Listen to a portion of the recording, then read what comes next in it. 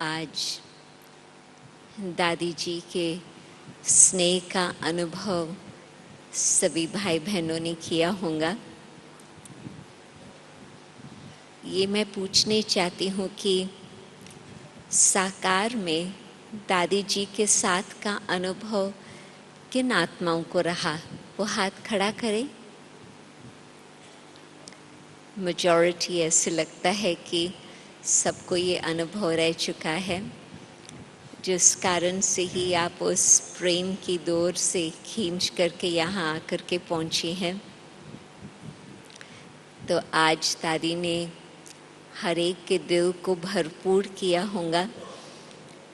हमने सोचा था कि दादी कुछ क्षणों के लिए ही हम सबके साथ समय बिताएंगी, परंतु दादी की बड़ी दिल और ड्रामा में बाबा की मदद और ड्रामा की नूंद जो कहें, तो फिर बहुत ही अच्छे समय से दादी जी हम सबके संग थे और दादी जी की प्रेम की बातें सुनी, परंतु साथ साथ शिक्षाएं की बातें भी सुनी और आगे की सावधानी की भी बातें सुनी। तो आज के छोटे से अनुभव से ही दादी का पर्सनालिटी का कुछ हमें पता चलता। परंतु वैसे आप सोचो कि यदि कोई बहुत महान विभूति होते, बहुत महान पर्सनालिटी होते, महानता की कई बातों से पहचान होती। एक तो उसकी नम्रता के द्वारा, जितना ही महान व्यक्ति उतना ही उनका नम्रता का स्वभाव। तो जो दादी को जानते हैं उन्हों को याद होगा कि दादी कितना ही नम्रता से हम सबके साथ मिलती रही। मुझे याद है कि एक और संस्था का व्यक्ति मुझे एक कॉन्फ्रेंस में मिले थे और वो अपने फाउंडर की बातें बता रहे थे और संस्था के मुख्य की बातें बता रहे थे और ऐसे बता रहे थे कि दूर से ही जैसे उन्हों को उसने देखा था। तो मैंने उन्हों को बताया कि जिस तरह से ब्रह्मा बाबा हम सबके साथ मिलते थे, इसी तरह से दादी जी ने भी बाप को फॉलो करके, बाप समान बन करके हर एक के साथ बहुत ही सहज सरल रीति से दादी जी मिलती रही। मानो कि कोई नया स्टूडेंट भी आता था, फर्स्ट टाइम मधुबन में आए हुए, उन्हों के साथ भी दादी इतना ही प्रेम से मिलती थी जैसे ही पुरानों के साथ ही मिलती थी। तो उसको बहुत ही आश्चर्य लगा कि संस्था की हेड होकर के ऐसे कैसे संभव है। तो हम ये सोचते थे कि न सिर्फ ये संस्था है और संस्था की हेड है दादी, परंतु साथ साथ हम सभी दादी माँ कहते हैं, अथवा एक परिवार के नाते से दादी हम सबकी बड़ी बहन को हो अथवा माँ को हो। जब बाबा अव्यक्त हुए थे तो उस समय दादी जी ही साथ थे 18 जनवरी को, परंतु फिर जब हम सब आकर के पहुँचे थे 20 जनवरी तक, फिर 21 जनवरी शिव बाबा की पधरामनी हुई थी। उस समय बाबा ने कहा था कि आज शिव बाबा अकेले आए हैं, बाबा को साथ नहीं लेके आए हैं। यदि बाबा को साथ ले आते थे तो आप लोग छुट्टी नहीं देते थे वापस बाबा को जाने की। तो शिव बाबा ने उस समय जब दीदी दादी को फूल सिर पर रख करके निमित्त रखा, तो बाबा ने यही कहा कि जब कोई गुरु जाता तो किसी को भी चुन करके उसके गद्दी पर बिठाया जाता, परंतु जब कोई बाप चला जाता तो फिर किसी को चुन करके उसकी गद्दी पर बिठाने की बात नहीं होती, परंतु जो बड़े भाई बहन होते हैं वो परिवार को संभालते हैं, छोटे भाई बहनों की पालना वो ही करते हैं। तो तब से दादी जी का दीदी के संग और फिर और दादियों के संग इस प्रकार से पाठ बहुत ही सुंदर ढंग से चला। तो दादी माँ हम कहते हैं क्योंकि माँ की तरह दादी ने इतनी प्रेम की पालना दी, भारत को तो क्या परंतु सारे विश्व को, सारे विदेश को भी। जिस समय विदेश की सेवाएं शुरू हुई है उस समय दादी जी का शुरू से ही हर प्रकार से न सिर्फ सहयोग रहा अथवा योगदान रहा, परंतु दादी लीडर के रूप में एक विशाल बुद्धि होने कारण, दूरंदेशी बुद्धि होने कारण दादी समझ सकती थी कि विदेश की सेवा के लिए किस प्रकार से पालना देनी होती। तो जब हम दादी के पास आते थे, दादी से राय सलाह कोई भी बात की करते थे, दादी का बिल्कुल बाबा की याद में एक सेकंड रुकना और फिर दादी हमें ऐसे राय सलाह देती थी जो बिल्कुल एक्यूरेट, हर प्रकार से दादी की जो राय होती थी वो बिल्कुल बहुत ही योग युक्त, युक्ति युक्त, राज युक्त कहें, वो हमको ऐसे एक्यूरेट बताती थी तो हमें एक्यूरेट गाइडेंस मिल जाती थी। तो उस आधार पर न सिर्फ एक देश परंतु जैसे आपने सुना अभी सारे विश्व भर में बाबा का कार्य चल रहा है, तो हम कहेंगे कि दादी जी की लीडरशिप के हिसाब से दादी ने इतनी प्रेरणादायक बातें बताई जिससे आज विश्व की सेवाएं भी चल रही है। उसमें भी महानता का एक तो नम्रता का गुण हमने देखा, परंतु दूसरा महानता का एक और विशेष क्वालिफिकेशन ये होता कि वो अन्य आत्माओं को भी महान बनाते। जिस तरह से ब्रह्मा बाबा न केवल खुद महान बने परंतु हम सब आत्माओं को भी प्रेरणा दे करके अथवा शक्ति भरकर हम सब को भी आगे बढ़ाया ताकि हम सब भी अपने उस पूजनीय स्थिति को प्राप्त कर सके। इस तरह से हमने दादी जी का भी देखा कि अन्य आत्माओं को भी महान बनने की जो प्रेरणा दादी जी ने दी वो आज इतनी सारी कम्युनिटी ऑफ ग्रेटनेस, मानो कि कई बारी हम ये सोचते हैं कि 20th सेंचुरी में कुछ महान आत्माएं ऐसे आई है विश्व के स्टेज पर जिन्होंने कुछ विशेष कार्य किया है, परंतु उन्हों के अंदर वो महानता रही, उन्हों के अंदर वो शक्ति नहीं थी जो वो अन्य आत्माओं को भी महान बना सके। परंतु बाबा का कार्य, दादी सदा कहेंगी बाबा बाबा बाबा, परंतु बाबा के कार्य में भी दादी जी निमित्त ही रहे। तो बाबा और दादी उन्होंने एक सारी समाज को ग्रेटनेस के लिए प्रेरणा दे करके ऊंच उठाया। आप सोचियो कि आज के समय, जैसे आज भी दादी बता रही थी कि कलयुग है, कलयुग में तो और तमो प्रधानता बढ़ती ही जा रही है, परंतु ऐसे संसार में ऐसे समाज को तैयार करना जिसमें 10 लाख बाबा के बच्चे पवित्रता को धारण करके, सच्चाई को धारण करके अपने जीवन में आगे बढ़ते चले, ये एक महान आत्मा की विशेषता।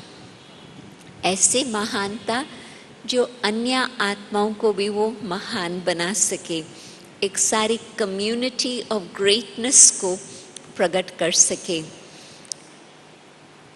जिस समय दादी जी समर्पण रही, दादी जी का ऑफिशियल नाम तो दादी प्रकाश मणि जी, परंतु फर्स्ट कुमारी समर्पण होने के लिए दादी जी।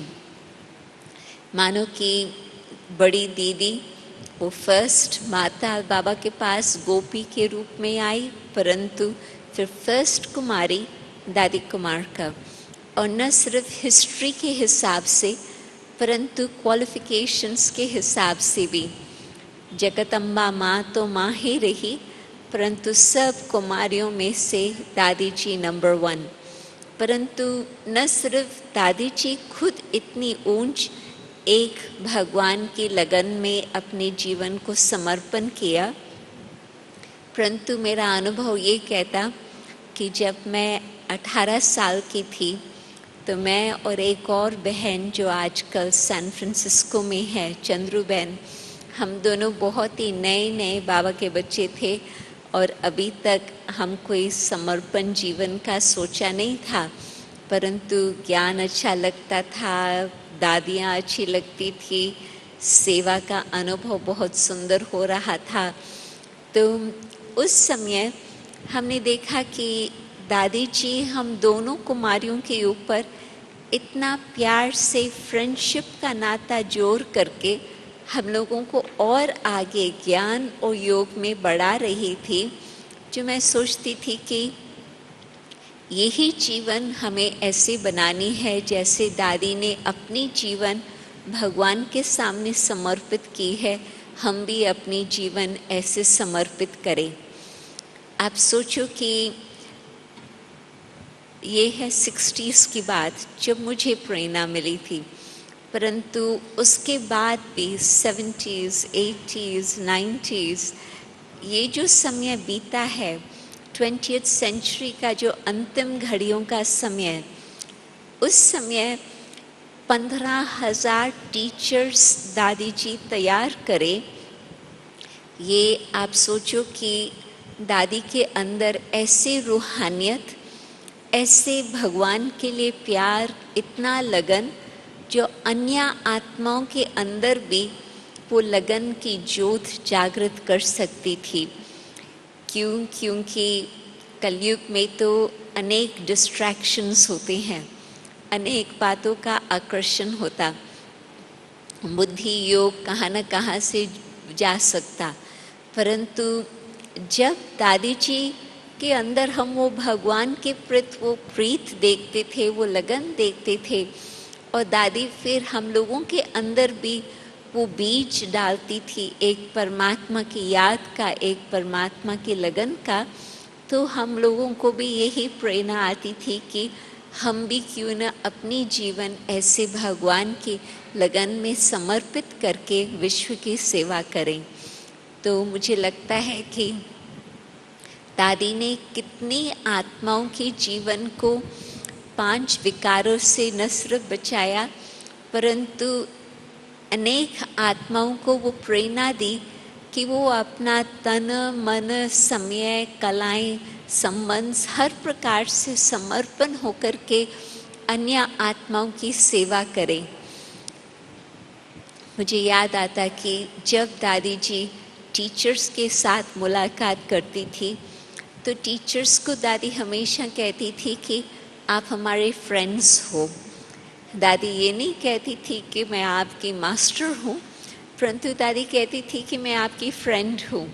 तो उस फ्रेंडशिप के नाते से बहुत ही एक समीप संबंध बना करके दादी हमें पालना देती रही और साथ साथ फिर शिक्षा भी देती रही। जब प्यार होता तो कोई भी बात स्वीकार करने के लिए मन तैयार होता। यदि कोई आपको सिर्फ शिक्षा देवे, शायद आप सुने या ना भी सुने, परंतु कोई अपने जीवन के आदर्श से और साथ साथ आपको प्यार से प्रेरणा के हिसाब से बताए कि और आगे आप क्या करें, तो फिर मन सहज उस बात को स्वीकार कर सकता। ऐसे लगता था कि दादी जबकि हमको कुछ कह रही है, दादी हमारे भले के लिए कह रही है, दादी हमारे फायदे के लिए, हमारे कल्याण के लिए कह रही।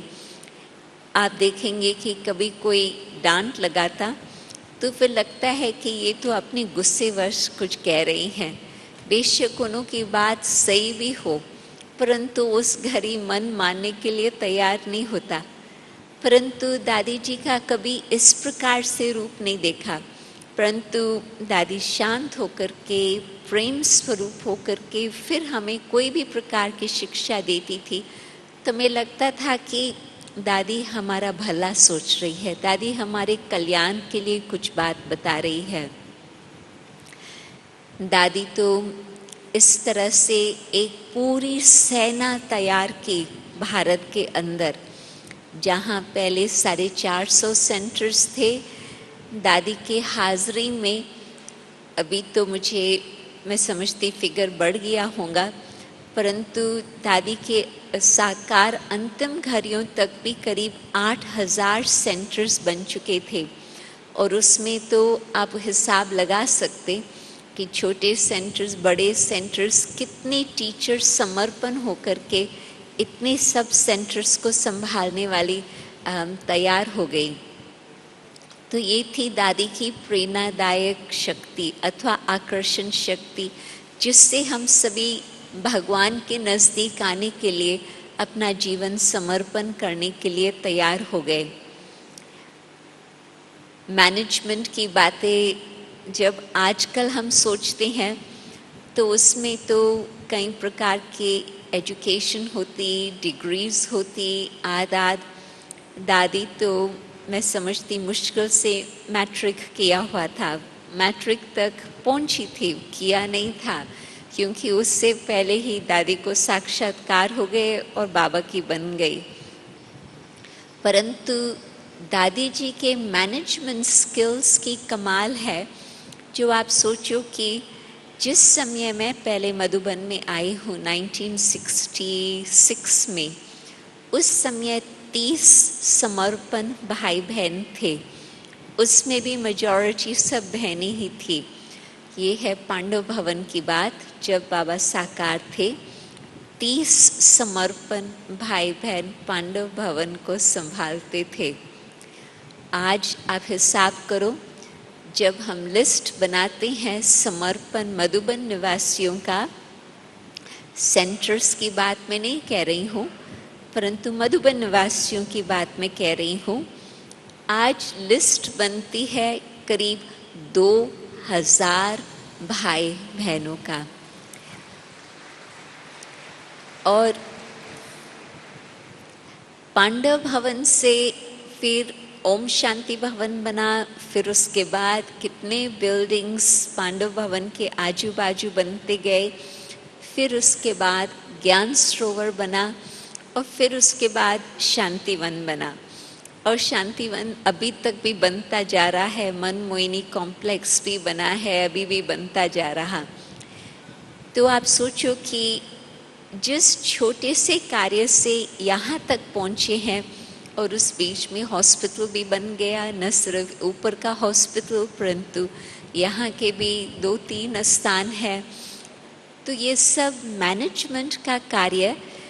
और कई आप जानते हैं कि मधुबन आते हैं तो कहते हैं कि हमको पता नहीं चलता कि कौन ऑर्डर्स दे रहा। क्योंकि जब मशीन अच्छी तरह से चलती है तो मशीन की व्हील अपने आप ही घूमती जाती है, अपने आप ही उसको एनर्जी होती जो वो मशीन घूमती रहे। इसी प्रकार से दादी जी ने ऐसे मधुबन की तैयारी कर ली, 30 को, फिर और 100 को, फिर 500 को, फिर 1000 को, आदाद इस तरह से बढ़ता गया। और दादी पर्सनल ट्रेनिंग देती रही। क्योंकि दादी को हर कार्य का अनुभव था। मुझे याद है दादी जब मेरे साथ मुझे भाग्य था दादी के साथ अनेक स्थानों पर ट्रैवलिंग करने का विश्व में, तो दादी कुकिंग के लिए भी, खाना पकाने के लिए भी तैयार हो जाती थी। और शुरुआत में तो छोटे छोटे सेंटर्स होते थे, तो हम लोग सब प्रोग्राम पर जाते थे, प्रोग्राम से वापस लौटते थे तो दादी और हम ही होते थे। तो दादी कहती थी अच्छा चलो हम कुछ 10 मिनट के अंदर बना लेंगे, और 10 मिनट ही लगता था सही, परंतु दादी को हर प्रकार का अनुभव था, कैसे करना है, क्या करना है। तो दादी किसके लिए रुकती नहीं थी, दादी बहुत इंडिपेंडेंट, दादी साथ लेकर के हम इकट्ठा ही कार्य करते थे।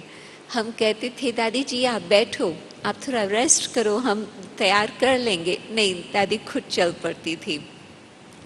तो चाहे किचन डिपार्टमेंट को आप देखो, चाहे अकाउंट्स डिपार्टमेंट को।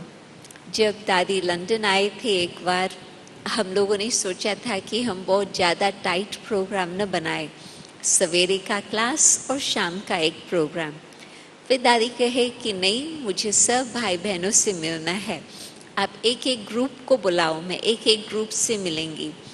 तो उसमें अकाउंट्स डिपार्टमेंट वालों के साथ जब दादी मिली तो उनको कहे कि शुरू में तो बाबा ने मुझे ही खजांची बना के रखा था, तो मुझे ही वो सारा हिसाब रखना होता था। तो अकाउंट्स डिपार्टमेंट का भी अनुभव, मैनेजमेंट में जबकि कोई सिर्फ थियोरी की बात होती तो फिर सिर्फ थियोरी से पता नहीं चलता कि एग्जैक्ट वो कारोबार किस तरह से चलती, परंतु यदि किसी व्यक्ति ने एक एक डिपार्टमेंट का खुद अनुभव किया होता तो फिर वो अच्छी तरह से उस कार्य को संभाल सकते। तो दादी ने हर प्रकार से बाबा के कार्य में अनुभव करके फिर औरों को ट्रेनिंग दे करके अथवा औरों से कार्य कराया था। न सिर्फ मैं सोचती हूँ कि दादी की मैनेजमेंट स्किल्स कितनी सुंदर रही, परंतु कुछ समय पहले शायद 90s के अंदर एक ग्रुप खास आया था विदेश का, उनका कोलैबोरेशन था, एक मल्टीनेशनल कंपनी, उनका कोलैबोरेशन था इंडिया के एक मुख्य नेशनल कंपनी के साथ। मैं नाम नहीं लेती हूँ, परंतु वो सारा ग्रुप 5 का आकर के यहाँ पहुँचा और कुछ कनेक्शंस थे विदेश में जिन्होंने उनको परिचय दिया था कि आप ब्रह्मा कुमारीज की मैनेजमेंट एडमिनिस्ट्रेशन जाकर के देखो अथवा अनुभव करो। तो वो जब आकर के पहुँचे तो वो 3 दिन रहे, ज्ञान सरोवर में भी रहे, तो अनेकों के साथ उनकी इंटरव्यूज़ चलती रही कि किस प्रकार के प्रिंसिपल्स के आधार से आप लोग ये सब कुछ कार्य कर रहे हैं। तो फिर जब उन्होंने स्पिरिचुअल प्रिंसिपल समझा और उसमें एक बात खास उनको समझ में आई कि मेन स्पिरिचुअल प्रिंसिपल है लव, नॉट लॉ। वैसे तो कोई भी कार्य आप करो तो पहले तो कहेंगे कि ये कायदे कानून बनाने चाहिए, इन कायदे कानून अनुसार सब कुछ कार्य होगा तो सब कुछ अच्छा रहेगा। परंतु यहाँ पर उन्होंने देखा, और दादी तो कहेंगे कि बाबा ने सिखाया, तो दादी हर प्रकार में पहले लव को रख कर के फिर लव के आधार से ऑटोमेटिकली लॉज अथवा प्रिंसिपल्स सहज सहज आ जाते थे। तो दादी ने प्रैक्टिकल जो मधुबन का एक्सपीरियंस है, उनको जो अनुभव रहा, उन्होंने यही सोचा कि मैनेजमेंट में स्पिरिचुअलिटी जब होती है तो उस स्पिरिचुअलिटी के हिसाब से ही, लव के आधार से ही सब सिस्टम बहुत ही सुंदर ढंग से चलती। फिर उन्होंने अपना एक पुस्तक भी बनाया जिसमें उन्होंने सारा ये एक्सप्लेन किया कि उन्होंने क्या आकर के देखा था। तो प्रैक्टिकल वो कंपनी, ये जो मैनुअल उन्होंने बनाया स्पिरिचुअल प्रिंसिपल्स ऑफ मैनेजमेंट, उन्होंने जाकर के अपने औरों को ट्रेनिंग देने के लिए ये सारा दिखाया। परंतु उसमें भी ये भी हम देखते हैं कि जिसने करके औरों को सिखाया तो वो जो शिक्षा प्राप्त होती है वो बहुत अच्छी तरह से समझ में आती। यदि कोई आपको सिर्फ इंस्ट्रक्शंस देता, आप ये करो, आप ये करो, तो वो अलग है, परंतु वो आपको करके दिखाए या अपने अनुभव से बताए कि इस प्रकार से मैंने किया हुआ है, तो फिर वो एक बहुत सहज बात होती है समझने की और पालन करने की। तो दादी का टोटल जो मैनेजमेंट का तरीका था वो इस प्रकार से था। आप सोचो कि कोई भी कंपनी होती 40 वर्ष के अंदर 130 देशों तक पहुंच जाए, आप कभी किस कंपनी का देखा है? आज तक मैंने नहीं देखा है। 40 देशों तक पहुंचे 40 वर्ष में, वही एक बड़ी बात होती। परंतु बाबा का कार्य 130 देशों तक पहुंचे, ये है भगवान की कमाल। परंतु भगवान ने जिसको निमित्त बना करके रखा, जिसके द्वारा कार्य किया, उसकी भी कमाल हम कहेंगे।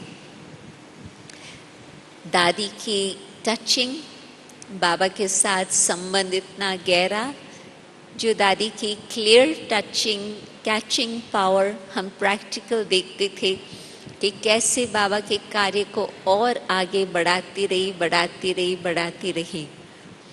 कई हमको कहते हैं कि क्या आप लोगों ने प्लान बनाया था, उस प्लान के आधार से आप लोगों की इतनी सारी एक्सपेंशन रही?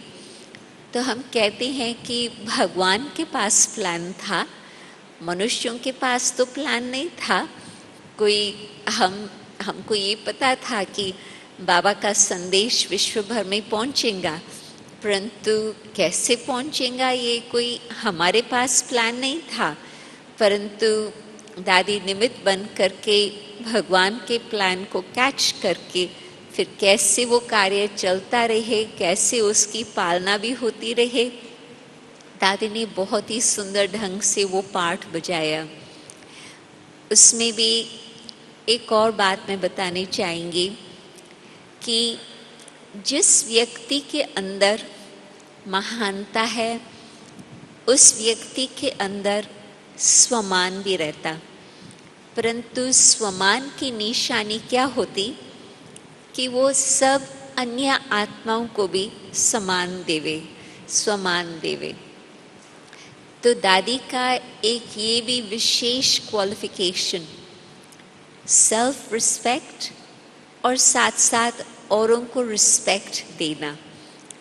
जब बाबा अव्यक्त हुए तो उस समय आप सोचो कि आपके सामने कई संस्थाओं की कहानियाँ आपके सामने होंगी। 2 बातों के कारण संस्थाएं का, एक संस्था में 2 टुकड़ा हो जाता, 3 टुकड़ा हो जाता, डिवीजन हो जाती। एक तो होता है मनी, पैसे के लिए, और दूसरा होता है पोजीशन। ये जो पावर स्ट्रगल आती है पैसे के कारण या पोजीशन के कारण, जिस समय बाबा अव्यक्त हुए तो कईयों ने सोचा, जो हमें शुरुआत से जानते हैं ब्रह्मा कुमारीज को, उन्होंने सोचा कि इन्हों का बाबा चला गया तो पता नहीं संस्था अभी कैसे चलेंगे। परंतु एक तो शिव बाबा का कार्य है, न कि मनुष्य आत्मा का कार्य। उनको इस बात की पहचान नहीं थी।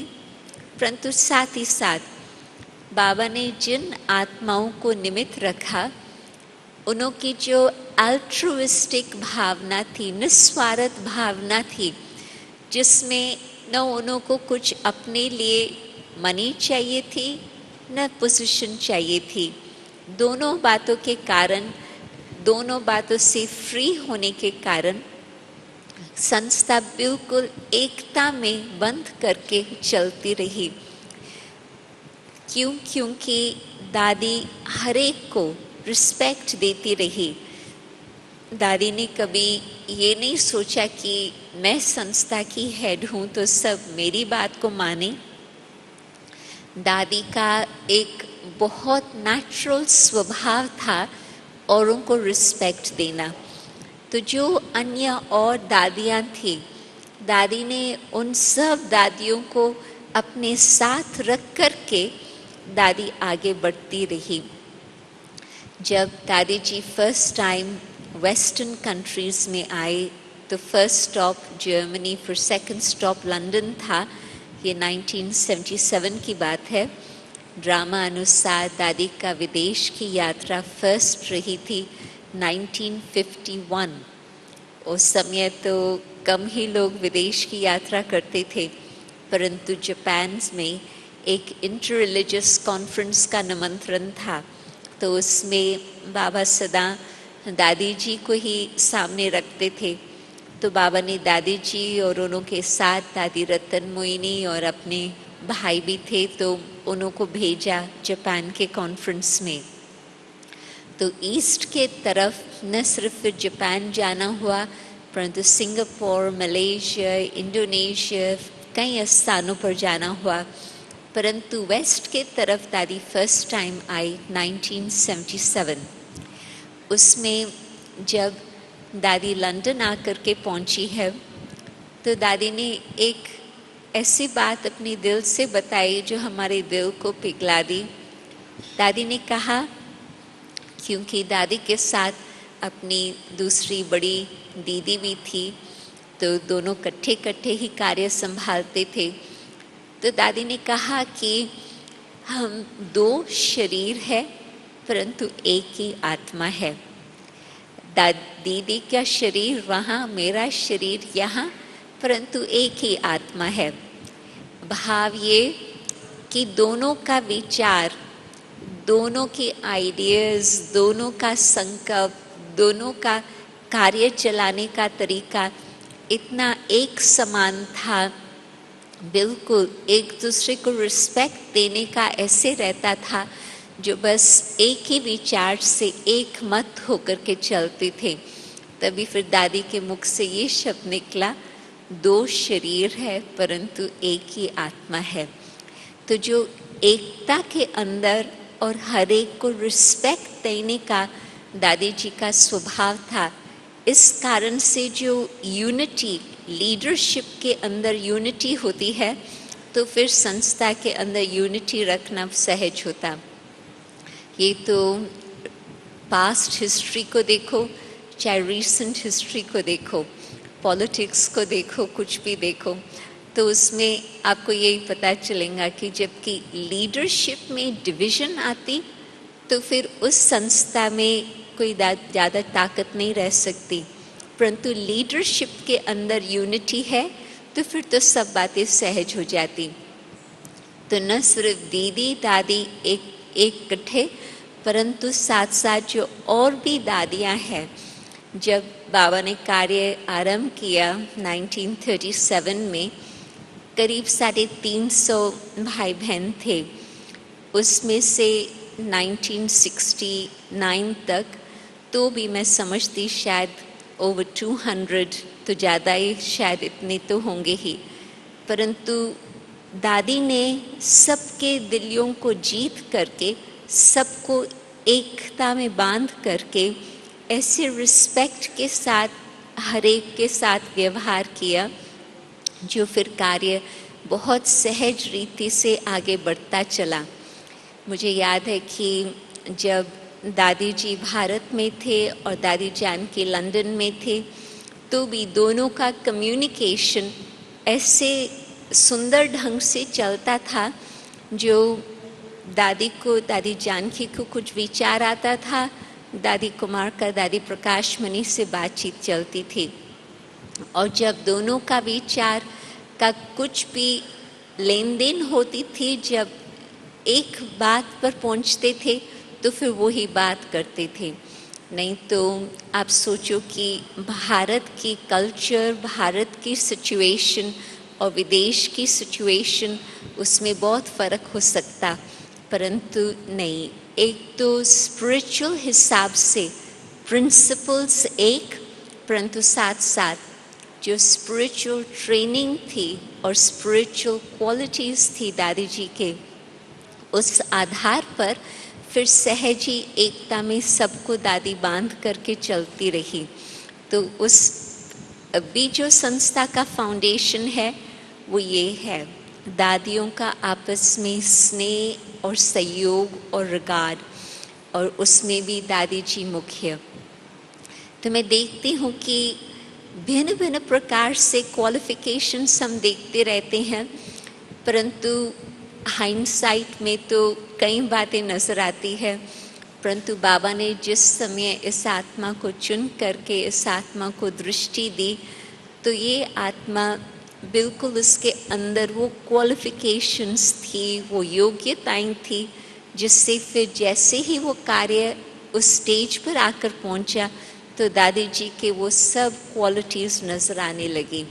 तो दादी का कई बातें सुनाते रहती हूँ, उसमें और भी एक विशेष बात, दादी का बहुत बहुत सरल स्वभाव। दादी इतना लाइट, दादी बड़ों के साथ उस तरह से व्यवहार करना, परंतु दादी छोटों के साथ भी बिल्कुल लाइट होकर के, फ्रेंड होकर के चलना। और उसमें भी दादी के अंदर एक स्पिरिचुअल रौनक। आप फोटोग्राफ्स देखती हैं तो फोटोग्राफ्स से ही आपको पता चलता कि एक दिव्य शक्ति है। किसने दादी को मेरे सामने बोला, तब तक दादी की आयु शायद 84-85 तक आकर के पहुंची थी। तो किसी ने दादी को बोला कि मैं नहीं समझती हूँ, और वो दादी को 50 साल से जानती थी, बहुत समय से। तो दादी को कहे कि दादी मैं नहीं समझती हूँ कि विश्व में कोई और ऐसे व्यक्ति हो सकता जो जितना बुजुर्ग होता जाए और ब्यूटीफुल होता जाए। तो दादी परंतु रियली ये जो फोटोज़ आप देख रही हैं, बहुत करके ये लास्ट ईयर्स के फ़ोटोज़ हैं। दादी के नौजवानी के फ़ोटोज़ तो और ही होंगे, परंतु ये फाइनल स्टेजेस के फ़ोटोज़ आप देख रही हैं। तो उसमें फिज़िकल बात ये नहीं होती, एक अंदर की स्पिरिचुअल ताकत होती, प्योरिटी की बात होती, जिस प्योरिटी से वो इतनी सुंदरता नज़र आती है एक्सटर्नल रीति से भी। The secret of eternal youth जानना हो तो दादी से सीख सकते कि कैसे दादी ने अपने को इतना सुंदर बना करके रखा, spiritual purity and spiritual love के आधार से। परंतु स्पिरिचुअलिटी के हिसाब से दादी की भाषा भी बहुत ही मीठी भाषा। दादी के अंदर मैं समझती, आप सोचो कि कड़वाइश किस बात की होती। कड़वाइश तब आती है आत्मा के अंदर, वो फिर चेहरे से भी लगता, वो फिर भाषा से भी लगता, व्यवहार से भी लगता। जबकि किसके अंदर कुछ क्रोध हो, कुछ लोभ हो, कुछ मोह हो, कुछ अहंकार हो, कुछ जेलसी हो, कुछ कंपटीशन हो, जब ये सब बातें, सब तो छोड़ो, परंतु इनों में से कोई एक भी बात होती है तो फिर आत्मा के अंदर एक करवाइश आ जाती। परंतु दादी ने स्पिरिचुअलिटी की शक्ति से बचपन से ही, ऐसे भी नहीं कि बहुत मेहनत से दादी ने ये क्वालिफिकेशंस धारण की। मैं भी दादी को बचपन से जानती थी, मेरे बचपन से। दादी तो तब तक तो मैं समझती she must be in her 30s, परंतु मैं जब बचपन से ही दादी को जानती तो मैंने दादी को ऐसे ही देखा कि दादी के अंदर सचमुच स्वीटनेस, एक ऐसे मिठास जिसका आधार था पवित्रता। आर्टिफिशियल स्माइल की बात नहीं होती, आर्टिफिशियल मीठे शब्द बोलने की बात नहीं होती, परंतु अंदर के मिठास रियली, जिसमें कोई प्रकार की नेगेटिविटी न हो, सिर्फ गुड विशेस हर एक के लिए, हर एक के लिए शुभ भावना सदा हो। दादी का रियली वही स्वरूप था। कभी भी दादी किसी के प्रति कुछ गलत सोचे, कुछ गलत बोले, जीवन भर दादी का ऐसे हमने कभी भी वो बातें नहीं देखी। एक बात याद आती कि ये शायद 90s की बात होंगी। अपना ऊपर में पांडव भवन में जो छोटा हॉल है, हिस्ट्री हॉल है, उस हिस्ट्री हॉल में दादी टीचर्स के साथ मुलाकात करती थी। तो जब दादी टीचर्स के साथ मिलती थी तो बहुत ही प्यार से लेन देन चलता था। तो उसमें दादी के साथ हम पुरुषार्थ की बातें पूछते थे। दादी, अभी आप किस बात पर ध्यान दे रही हैं? कौन सा बात का आपका स्पिरिचुअल पुरुषार्थ चल रहा है? तो दादी ने उस समय एक ऐसे बात लगी जो आज तक भी मुझे जीवन में काम आती है। दादी ने कहा कि मैं इस बात का ध्यान रखती हूँ कि जिस समय मैं आत्मा इस शरीर का त्याग करूं, हर एक के दिल से मेरे प्रति दुआएं निकले। किसी के मन से मेरे प्रति बद दुआ न निकले। तो उसका मतलब कि आज मैं ऐसे ध्यान रखूं जो मैं हर एक को सुख दूं। जितना मेरे से हो सके मैं उस आत्मा को संतुष्ट कर सकूं। जो प्रकार के भी उसको सुविधा चाहिए, चाहे स्पिरिचुअल हिसाब से चाहे फिजिकल हिसाब से, मेरा पुरुषार्थ ये चलता कि मैं उस आत्मा को संतुष्ट करूं। आप सोचो कि उसके बाद तो दादी ने कितनी सेवाएं की होंगी, कितनी विश्व की बातें सामने दादी की आई होंगी, परंतु दादी का पुरुषार्थ का ये लक्ष्य रहता था ताकि अंतिम घड़ियाँ बिल्कुल शांति से आत्मा उड़ के जा सके बाबा की गोद में। विश्व सेवा के संबंध से मैं कुछ एक दो बातें सुनानी चाहेंगी। एक इंटरेस्टिंग बात ये है कि 77 इंटरेस्टिंग डेट है, परंतु दादी फर्स्ट टाइम लंदन के बाद कैरेबियन गए थे, फिर अमेरिका जाना हुआ और अमेरिका में दादी यूएन पर अपनी जो वहाँ बहन थी, सेंटर नहीं था उन दिनों में, टेक्सास में दादी के हाजिरी में सेंटर का उद्घाटन हुआ, first centre in the US Texas में। परंतु फिर दादी गई न्यूयॉर्क में। एक बहुत दादी की पुरानी सखी थी, उन्होंने दादी को निमंत्रण बहुत बहुत प्यार से दिया था। तो दादी उस एक आत्मा को खुश करने के लिए खास न्यूयॉर्क गई। वो आत्मा वहाँ उस समय रहती थी। तो वो बहन दादी को यूएन पर लेके गई। तो दादी ने जब सब झंडे देखे, सारे विश्व के झंडे, तो उस समय आप सोचो अपना कार्य बहुत बहुत छोटा था। मीन्स टेक्सास में 3 आत्माएं सेंटर पर आती थी, इतना छोटा सा कार्य था और बाकी कोई और स्थान अमेरिका में था भी नहीं बाबा का। परंतु दादी की दूरंदेशी बुद्धि, दादी की विजनरी इंटेलेक्ट, दादी कहे कि एक दिन आएगा जो शिव बाबा का झंडा भी यहाँ लहराया जाएगा।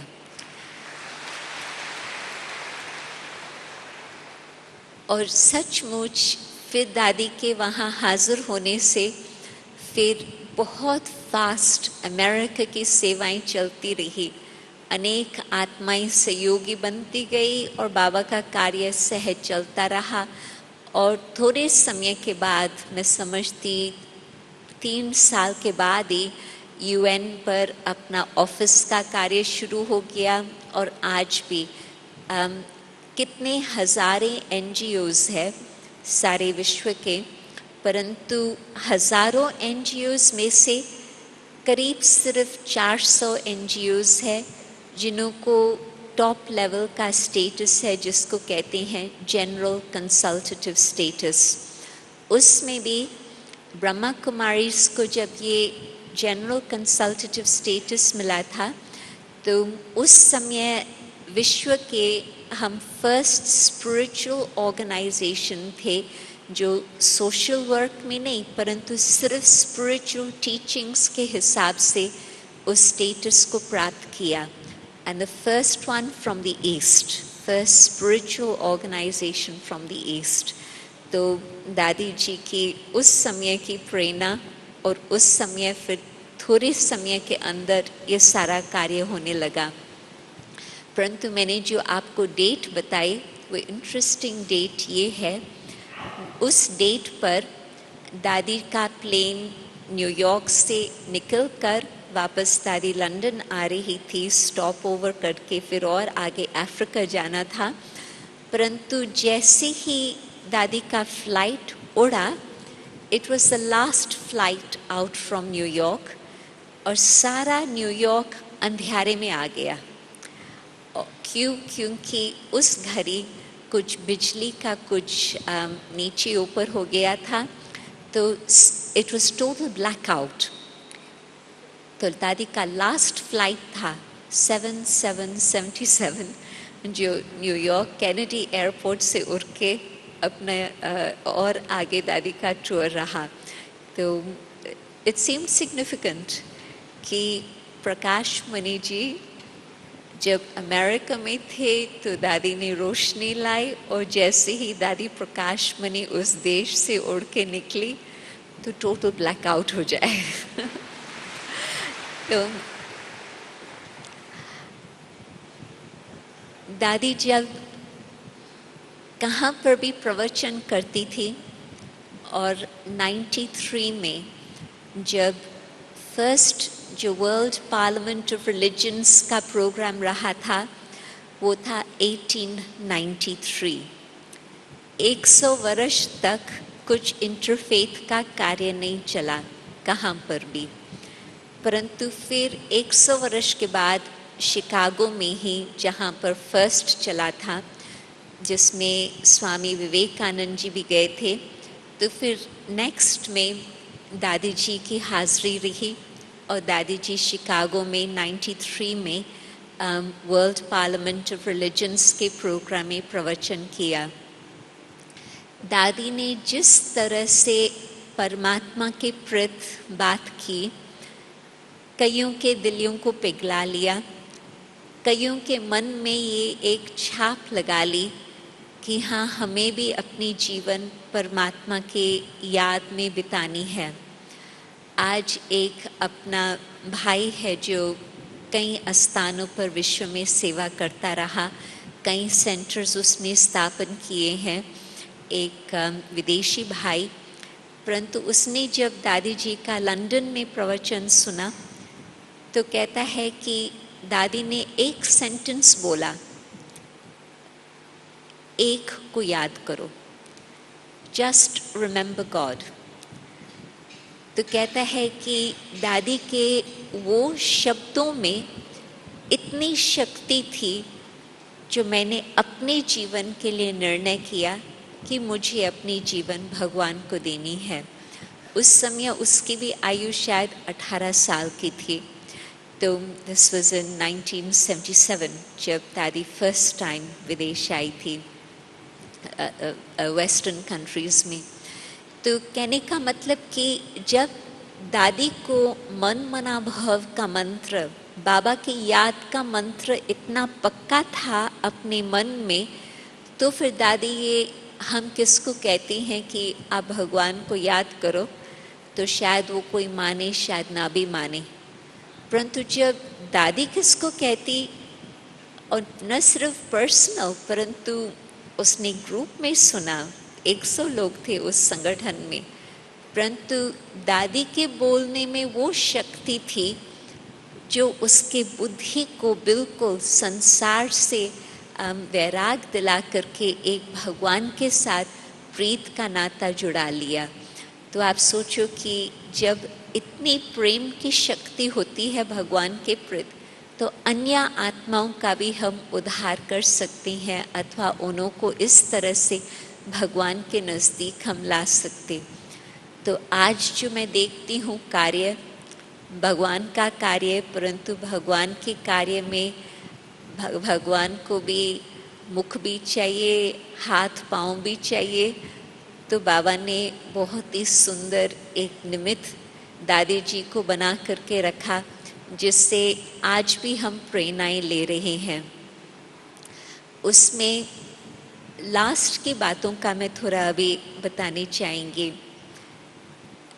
लास्ट के दिनों में, लास्ट मीन्स 8-10 साल भी शायद होगा, परंतु हम देखते थे कि दादी को सवेरे सवेरे एक विचार आता था और उस एक विचार से अनेक कार्य सिद्ध हो जाते थे। मानो कि एक दिन दादी को ये विचार आया, this must have been around the year 2000। दादी को एक विचार आया कि ये जनवरी मास की बात है कि क्या ऐसे हो सकता कि हम 1 लाख को इकट्ठा करें और 1 लाख को परमात्मा का हम संदेश देवें। तो जनवरी में दादी ने बात कही। अहमदाबाद ने तुरंत उस बात को स्वीकार करके 5 सप्ताह के अंदर फरवरी मास में एक मेगा प्रोग्राम किया, जिसमें 1 लाख से ज़्यादा लोग इकट्ठे हो गए। दादी का एक संकल्प और 1 लाख आत्माओं को भगवान का संदेश मिल गया 5 वीक्स के अंदर। परंतु न सिर्फ अहमदाबाद, फिर तो बॉम्बे, दिल्ली, कलकत्ता, चेन्नई आदि कितने स्थानों पर दादी के उस एक शुभ संकल्प से अनेकों को वो प्रेरणा मिलती रही। एक और सीन मुझे याद आती। दादी ने एक बारी, ये शायद 2002-2003 की बात होंगी, जनवरी मास था फिर भी, और दादी को एक संकल्प आया कि इस बार सभी को मुझे शिवरात्रि पर 108 प्रकार की टोलियां खिलानी है। बस दादी को शुभ संकल्प। दादी ने मधुबन की जो ग्रुप है, कमेटी है, उन्हों को इकट्ठा किया, उन्हों को अपना संकल्प बताया और दादी का कहना और सभी ने दिल से स्वीकार किया।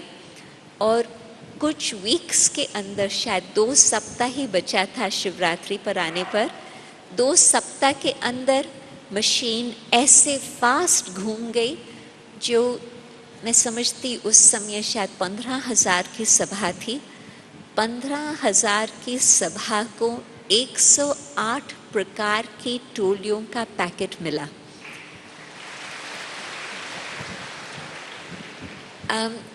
कहने का मतलब ये प्रैक्टिकल मैनिफेस्टेशंस होती है, परंतु प्रैक्टिकल मैनिफेस्टेशंस के पीछे एक वो शुभ भावना, परमात्मा के साथ ऐसा कनेक्शन जो एक संकल्प आए और सबके दिल में इतना बाबा के लिए प्यार, दादी के लिए प्यार, जो उस संकल्प को साकार करने के लिए अपना सब एनर्जी देने के लिए तैयार हो जाए और वो बात प्रैक्टिकल सिद्ध हो जाए। ये है राज योगी की निशानी। हर संकल्प प्रैक्टिकल सिद्धि स्वरूप को प्राप्त करे। तो दादी के जीवन से ज्ञान, चाहे योग, चाहे धारणा, चाहे विश्व कल्याण की भावना, चाहे अथक सेवा, प्रैक्टिकल हमने दादी द्वारा देखा। तो आज जो अपना कार्य चल रहा है बाबा, परंतु साथ साथ में कहेंगे दादी जी। आज के शुभ दिन पर ये तो मैंने आपके साथ कुछ मेमोरीज शेयर की, परंतु आप सोच सकती हैं कि हर एक के दिल के अंदर कितनी मेमोरीज समाई हुई होंगी। परंतु आज हम वो प्रेरणा ले रहे हैं कि हम भी जैसे दादी जी ने यही सोचा कि एक बाप दूसरा न कोई, और साथ साथ हमें अपने आप को मिटा करके विश्व की सेवा करनी है। हम सब भी यही अपने मन में ये लक्ष्य रखें। ओम शांति।